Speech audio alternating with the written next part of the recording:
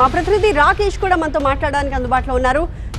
Rakesh, so ఇప్పుడు చాలా స్పష్టంగా తెలంగాణ జాగృతిలో చీలికలు వస్తున్నట్టుగా అర్థమవుతోంది. మాజీ నాయకుడు మనతో నేరుగా ఫోన్ ఇన్లో మాట్లాడారు, చాలా విషయాలు మాట్లాడుతూ ఉన్నారు.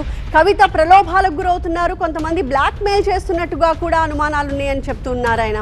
మరొక వైపు రాజీవ్ సాగర్ చేసిన వ్యాఖ్యలు కూడా మనం చూస్తున్నాం. ఏం జరుగుతోంది జాగృతిలో?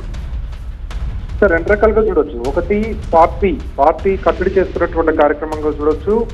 ఇంటర్నల్ పార్టీలోనే ఆపరేషన్ ఆకర్షణ చూడొచ్చు. ఎందుకంటే కవితతో వెళ్లే వాళ్ళు ఎవరైతే కొంత స్ట్రాంగ్ గా ఉన్నారో, కొంత పార్టీకి పని చేస్తున్న వాళ్ళు, ఇంతకుముందు కార్పొరేషన్ చైర్మన్ గా చేసిన వాళ్ళు, వీళ్ళంతా కూడా రాజీవ్ సాగర్ ఇంతకుముందు ఒక ఫుడ్ కార్పొరేషన్ చైర్మన్ గా చేశారు.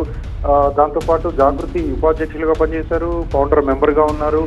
రాజారాం యాదవ్ కూడా చాలా సీనియర్ లీడర్, నిజామాబాద్ లో కొంత పేరున లీడర్, బీసీ లీడర్ గా ఉన్నారు. భిక్షపతి కూడా మెదక్ జిల్లాకు సంబంధించినటువంటి ఈ రోజు ప్రెస్ మీట్ లో మాట్లాడిన వాళ్ళు. ఆయన కూడా కవితకు చాలా దగ్గర నుంచి పనిచేసినటువంటి వ్యక్తి. సో వీళ్ళందరినీ కట్టడి చేసే ప్రయత్నం పార్టీ చేస్తుంది ఒకటి.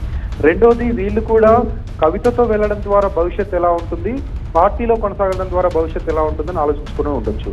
ఇక ఇంతకుముందు మాట్లాడుకున్న రాజీవ్ సాగర్ అయితే ఇప్పుడు కాదు, దాదాపుగా కవిత ఎప్పటి నుంచి అయితే కొంత పార్టీకి డిటాచ్డ్ గా వెళ్తుందో అప్పుడే దూరం అయిపోయాడు. అప్పటి నుంచే కంప్లీట్ పార్టీ వైపు వచ్చేసారు, పార్టీలోనే కొనసాగుతున్నారు. కవితను కలవడం లేదు, కవిత దగ్గరికి వెళ్ళడం లేదు.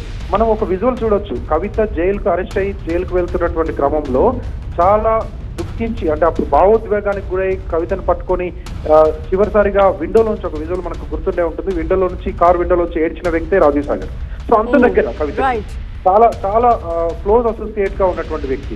ఆయన ఎప్పుడైతే జైలు నుంచి విడుదలయ్యే కవిత కొంత డిటాచ్ అవుతుందో అప్పటి నుంచి కంప్లీట్ పార్టీ వైపుకి వచ్చాడు. ఇంకా అటువైపు వెళ్ళే అవకాశం లేదు. సో చాలా మంది ఈ రోజు మొదలైంది, రేపటి నుంచి ఇంకా జాగృతి నుంచి బయటకు వస్తారా చూడాలి. సో జాగృతిలో చీలిక వచ్చినట్టే స్పష్టంగా కనిపిస్తోంది. ఎంతమంది కవిత వెంట ఉంటారు, ఎంతమంది విడిపోయి బీఆర్ఎస్ వైపుగానే నిలుస్తారు అన్నది ఇంకా చూడాల్సిన అవసరం కనిపిస్తోంది.